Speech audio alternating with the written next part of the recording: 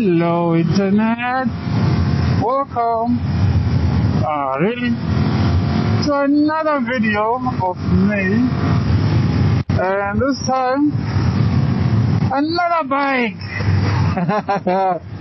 Good is your BMW Montana, thank you very much. I had a puncture on my RR, so I took it in to get the tire looked at. I wanted them to give it a once over, tell me how the bike is doing, how the tire is doing, if I need to put in a new tire or can that one be fixed. And they said, hey Tia, let's give you a bike for the day. I'm like, no guys, just give me a lift home. No, let me know when the bike is ready. They're like, nah, you got your license on you? Here's a bike. And they gave me the F800. Remember last time they gave me the G10, the 310. Yeah, the GS 310, the babiest of all the baby GSs. So this one, I actually like it. It feels like the suspension, Jesus, like it is low AF, very low. And when I sit on it, the minute I sit on it, it just goes down with me. Like, I am not only flat-footed, but my feet are bent while flat-footing it. Nope. Hey, stuck. Like, look at that. And when I get up, so I am very flat-footed, but it's very comfortable. It is very comfortable. I mean, I can say compared to the, where are you going? Where? Why? For why? Yeah. Yes. Metro, yes. Idiot. For what you get, I mean, I'll put up the specs as well. Didn't really go through the specs. But it's 800cc GS quick shifter, screen very much similar to the RR,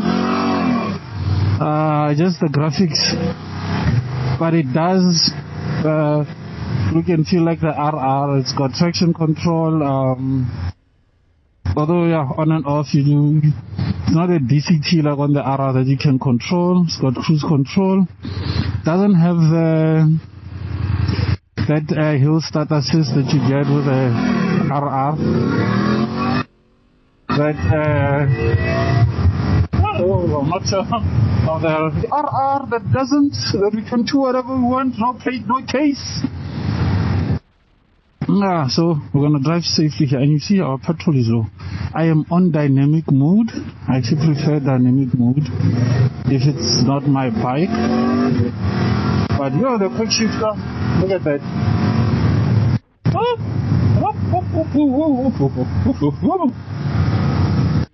It's weird, like I'm not used to going the speed limit, so I'm constantly having to check myself. This bike is very comfortable. Even look at it. It's like I'm sitting on a chair, on a couch. I'm a chair on a couch, It's comfortable as fuck, and I can stand up and do the GS Life thing. Look at that. GS Life. This is what GS people do. Up and down quick shifter with an auto blip. This is nice. I need to find a place to take this thing off-road. I don't know where, but I just have it for a day. The next time I should tell them they should give it to me for the week. Usually on the RR, this is where your traction control on and off goes. This is to adjust when you're in Race Pro. So now you can just switch the traction control on and off here, and then there's nothing there. This one also does not have heated grips. Like really mageza. Hey! So it does not have heated grips, as you can see. It's missing a button there, which I think is sad. I mean, it's so comfortable that if I had it, I'd ride it all year round, every weather that's there. But then you need the heated grips. because then it would make riding a bit more fun. I mean, USB there. What's this?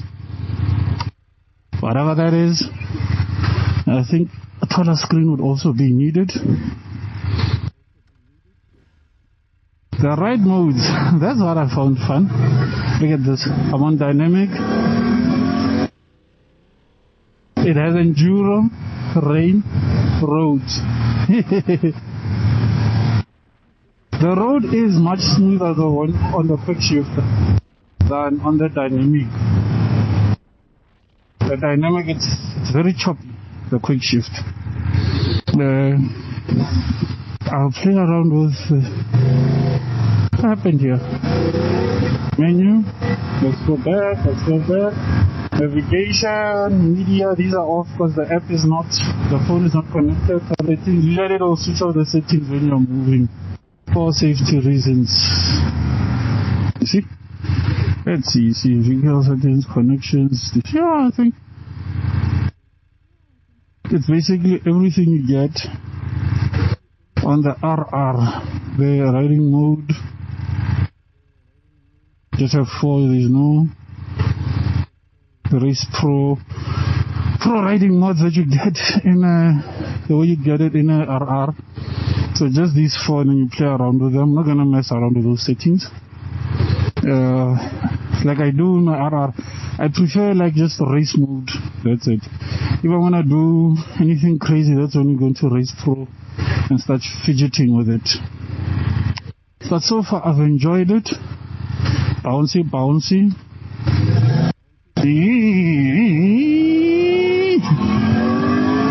Now I'm gonna have lunch with a friend, and I thought that would be, because coming to work I was not recording, so I'm like, it would be a good chance to like check it, how it is commuting, because this would be similar to commuting. As you did see in my 310 video.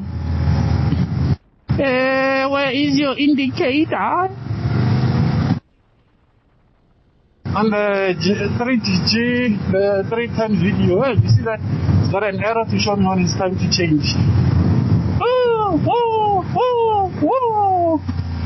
Let me change.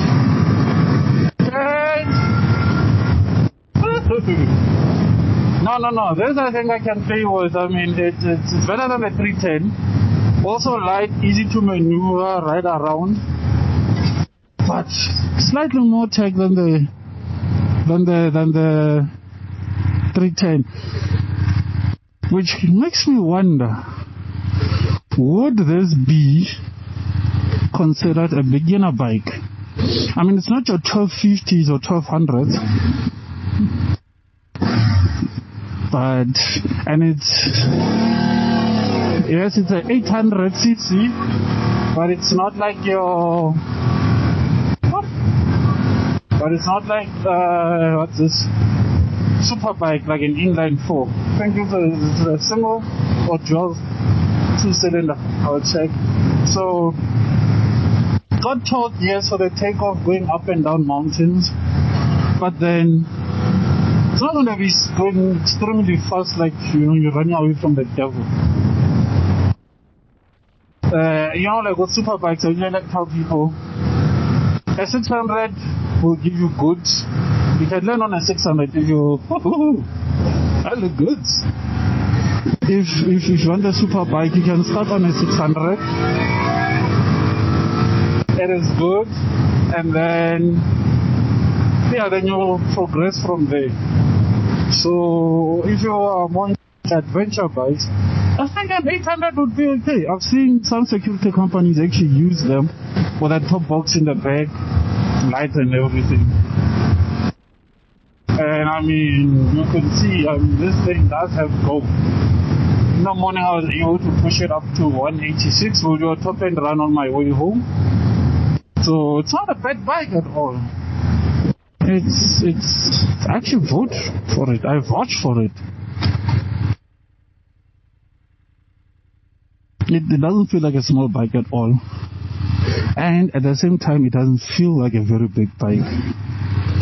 It's I think if I was to be on if I was on a 310, I'd feel that yes, not the 310, on a 1200, it will feel much bulkier, like it will feel like it's a big bike. GS life, baby! It will feel like a big bike. But then because it's a 800, it doesn't really feel like a big bike. I mean, even as I'm riding, standing up like this, it feels very, very small, man. It doesn't feel heavy. And it doesn't feel featherweight, but then at the same time, I don't know if you get it. Like a 600cc doesn't feel lightweight like you're riding on a 250 or on these delivery bikes, but also doesn't feel like you're on a 1000 super sport. So I vouch for it all the way. The quick shifter, bit choppy, but I think you'd get used to it and go through the different modes and see how that goes. I'd definitely advise on changing the pipe. Like, oh, this fat ass thing. It's fat. I mean, it's literally fat. So change it and I mean, you can feel the snap pops. You know, these GSs have got a nice sounding little pipe. It's almost like the twin on it is, or the V. You know, it sounds like not that like an inline 4, and it's got a little nice pop on it. So this does sound like it would sound lekker. You put on just an aftermarket slip-on. You don't need to change anything else, just the slip-on. You don't want it to be too loud. When you're going bundu bash, you don't want to be disturbing the animals too much. Or when you're commuting to work. Yeah, so anyway, I like it. So far, I think, obviously, RR will always be top.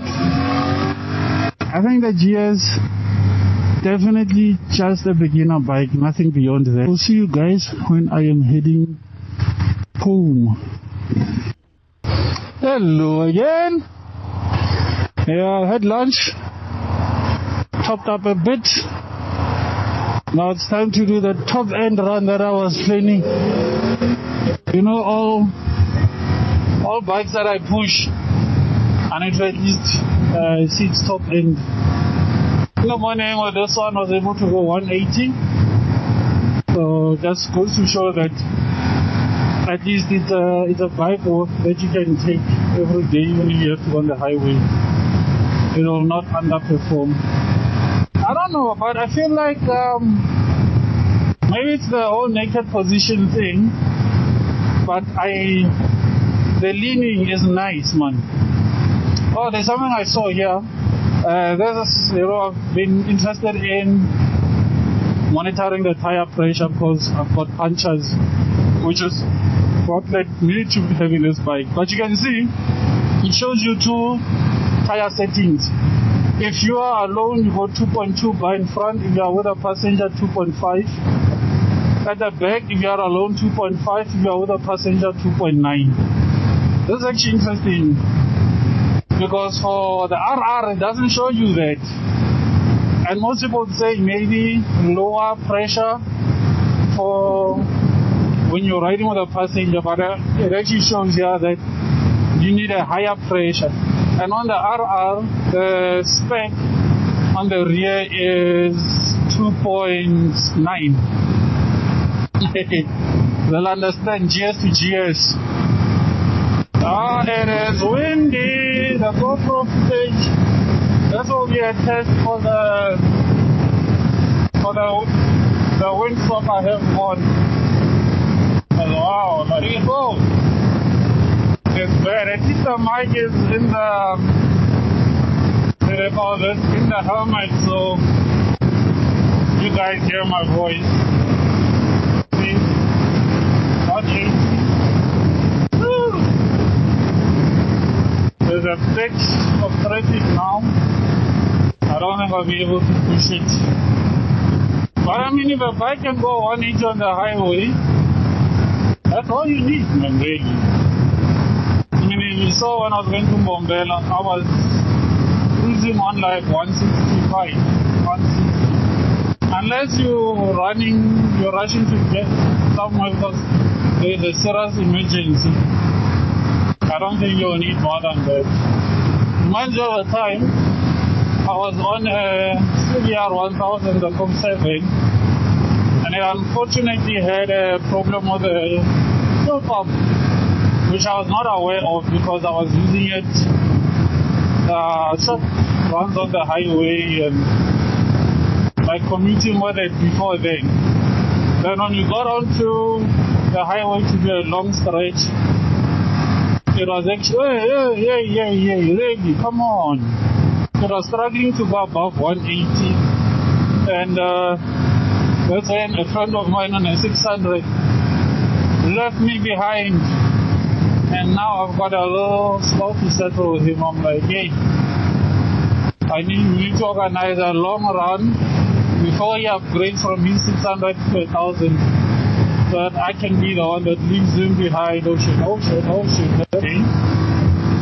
Yeah, if I miss this one, I would have to go all the way to go join the N4. You know, when it gets to the toll gate. Toll gate for who? This is where the experience as a biker comes into play. Because if I was on a smaller bike, if I was less experienced, I think you give me a different type of bike to what I'm used to. You'll find me struggling to keep up. Because you can't go too fast behind the car you are tailgating, and you can't go too slow. Because if you are too slow, then boom, the boom will close. It's a GS live. Alright guys, unfortunately we couldn't get to the top end. I'm not even sure. I'll check theoretically what's the top speed that it will do. And I've got a meeting, so I can't get back onto the highway on the N1 north south, where it seems to be much quiet, and then push it. Oh no, it's got a nice base. Oh, anyway guys, please do like and subscribe. I'll voice over a little bit. End of the video.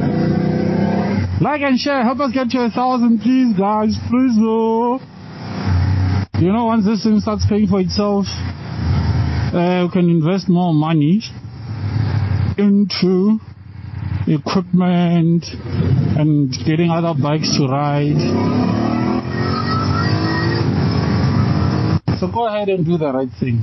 Share, let all your mates know this is where they can come. And then you guys can tell me what other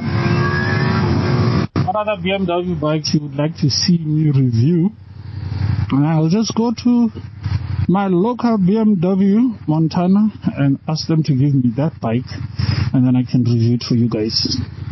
Till then, cheerio.